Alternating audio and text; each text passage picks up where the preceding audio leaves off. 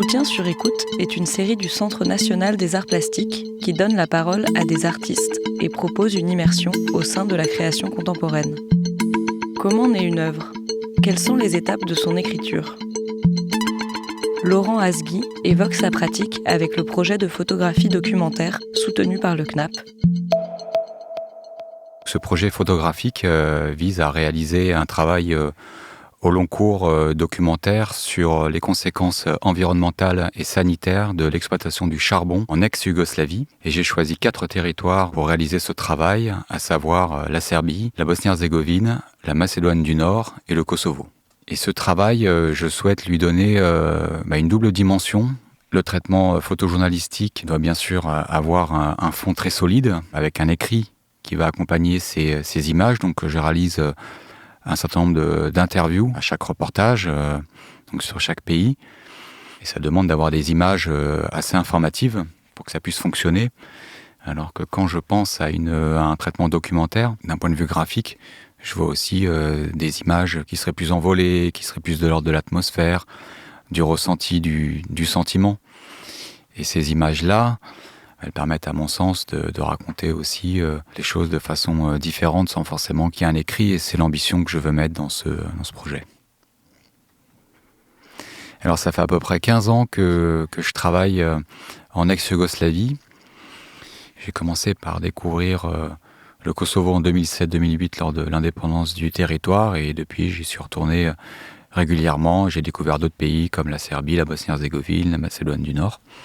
Et donc la genèse du projet, on peut presque dire que c'est une genèse olfactive, parce qu'il m'est arrivé assez souvent, dans le cadre du travail, d'aller dans cette région en hiver.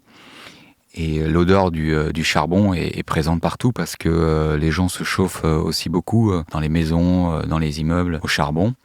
L'électricité est fabriquée avec le charbon, principalement dans tous ces territoires.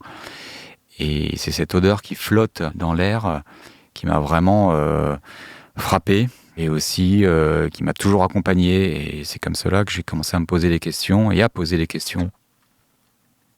Donc j'ai commencé à travailler sur ce projet, donc j'ai commencé à faire le travail de terrain, donc grâce au soutien du CNAP et à la bourse.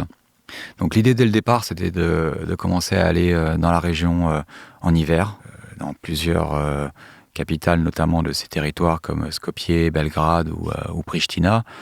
À l'hiver, vous avez une brume épaisse qui recouvre ces villes. Cette brume-là, elle n'est pas liée qu'aux montagnes ou à l'hiver. Elle est vraiment liée à cette pollution atmosphérique. Et c'est vraiment le charbon qui est le polluant numéro 1 sur ces territoires. Donc il y a un gros travail en amont qui est réalisé, bien sûr, de documentation, de prise de contact. Et j'ai également fait appel à des fixeurs pour m'aider à avoir aussi d'autres contacts, pour m'aider à obtenir d'autres images, d'autres interviews. Donc le premier grand séjour de terrain que j'ai passé, donc c'était au mois de décembre, et j'étais donc en Serbie et en Bosnie-Herzégovine. Et donc ensuite je suis allé au Kosovo ce printemps, là je viens d'y revenir, et ça m'intéressait aussi de travailler sur ce sujet-là en dehors de l'hiver, parce qu'on m'a vraiment bien expliqué, notamment lors de ce premier voyage, que la situation elle était très compliquée également à d'autres saisons. Donc là, le gros problème qui se pose, c'est au niveau des poussières de charbon, alors qu'elles viennent des centrales ou des sites de déchets.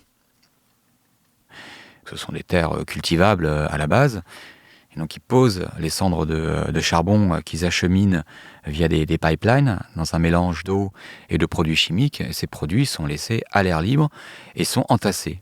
Pendant ce temps-là, vous avez ces produits-là qui non seulement polluent l'air, mais polluent également la terre et les nappes phréatiques. C'est une histoire globale, parce que l'héritage de la Yougoslavie a créé en fait cette industrie. Si on veut comprendre ce qui se passe aujourd'hui dans ces territoires-là, il faut d'abord se pencher sur l'histoire, et sur l'histoire de la Yougoslavie. C'est un peu le paradoxe de cette situation qui fait qu'aujourd'hui, toutes ces différentes nationalités qui coexistent sont touchées par le même problème et sont unies par la même situation. Cette histoire-là, donc elle peut se raconter en une seule, ou elle peut se raconter en 4 différentes parties, mais les ingrédients, ce sont les mêmes. Donc j'applique quelque part un même modus operandi pour pouvoir raconter cette histoire, alors je place l'humain et l'environnement au centre de ce travail photographique. J'ai souvent une image qui me vient en tête quand je construis un reportage. Cette image, c'est celle du puzzle. Quand je travaille, c'est comme ça que je raisonne. Et donc à chaque jour sa peine, j'ai envie de dire. Et donc chaque jour, l'idée, c'est de ramener quelque chose qui va pouvoir construire ce puzzle. Donc ce puzzle, quelque part, il répond à quelques grandes catégories d'images que je dois ramener. Donc il y a des portraits, il y a des instants décisifs, il y a des photos de paysages, il y a des photos d'atmosphère.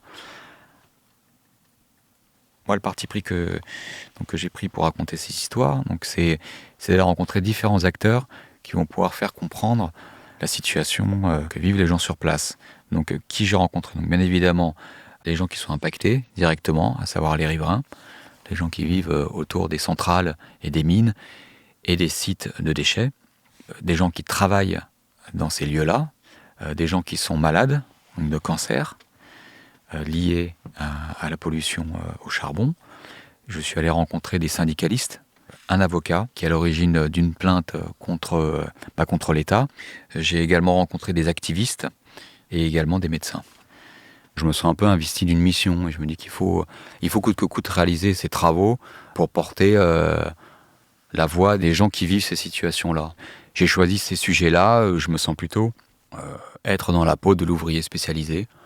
J'ai une grammaire en moi, je porte un langage en moi, et donc quand je pars seul sur un projet au long cours, que ce soit en France ou à l'étranger, j'ai toujours l'habitude de faire aussi un travail journalistique à proprement parler, c'est-à-dire faire des interviews. Et le double bénéfice, c'est qu'effectivement, je peux proposer un travail complet à l'arrivée, dans l'optique d'une diffusion presse, voire de la réalisation d'un livre. Je crois que c'est vraiment un sujet qui mérite en tout cas une certaine audience, parce que je trouve que c'est vraiment un sujet important. C'est en Europe et c'est un sujet dont on n'a pas beaucoup parlé, en tout cas sur ce médium-là.